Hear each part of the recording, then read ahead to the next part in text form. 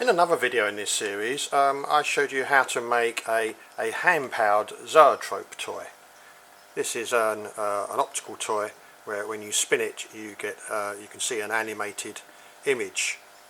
I'd now like to show you how to make a solar-powered version using a solar cell and a motor. So the first thing we need to do is to choose a motor. You can use the very cheap DC motor that is very commonly found in primary schools, but I prefer to use a slightly better quality motor. These are sometimes called solar motors. Their only drawback is that they are fitted with these very delicate short wires, and the first thing that you have to do is to try and strip them off. This is quite difficult. It's very easy just to cut through the wire. I use wire strippers, and once you've done that you can lengthen the wires with some standard wire. If you have access to a soldering iron, I would solder these joints as well. So we just twist the wires together like that, and the other one. Both of these motors are available from my supply service. Okay, now we've done that, we're going to stick this down to a base. I'm going to use one of my Corex discs here, and I'm going to use a glue gun to glue it down to the middle of this disc. So just hope the glue gun's warmed up, and it just needs a small amount of glue in 3 or 4 places just to fix it in place. Next thing we need to do is to secure those wire connections, otherwise they're just going to be pulled apart. So I'm going to stick those down securely with some sticky tape, like that. I think I'm going to put another piece on. There we are. Okay. Next thing we're going to do is to connect it up to the solar cell. This is one of the most commonly used solar cells in primary schools. It's fixed into this really sturdy plastic case, which makes it much more robust. Unfortunately, these have crept up in price over the years, and at the time of making this video, these unfortunately cost £5 each now.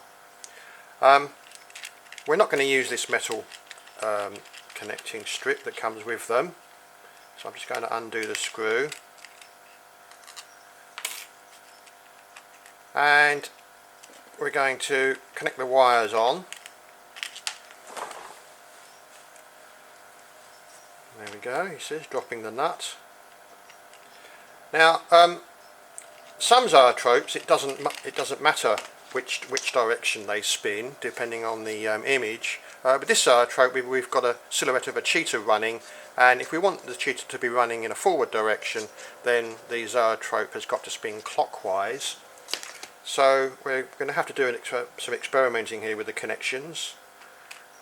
I wonder if I'm going to be lucky first time. We'll put the wires this way round, and obviously if it goes the wrong way round, I'm going to swap the wires over. There we go.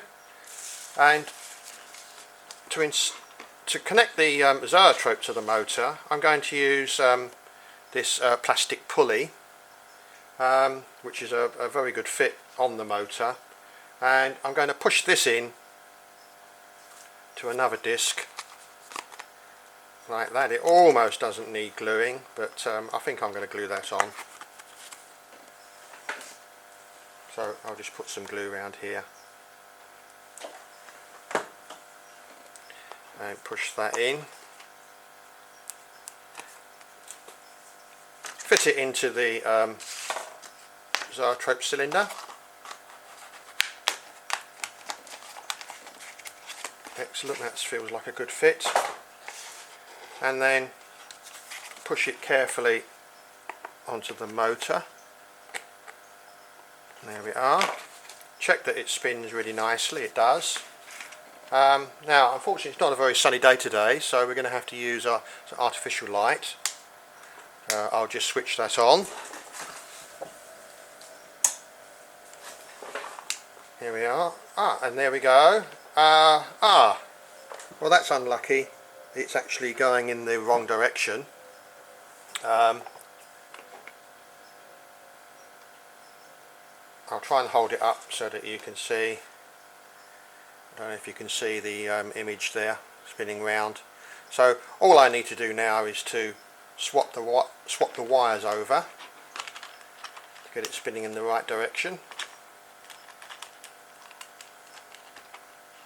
There we go. As I said, this will work on a sunny windowsill. It's a bit too dark today. And if you've got a very sunny day, you can get them to work with the standard motor. I'm just going to connect the other wire. There we go. So obviously, because of the expense of the solar cell, this is not a class activity, but it's a nice toy to have, particularly when you're teaching about alternative energy. So that's my solar-powered zoetrope.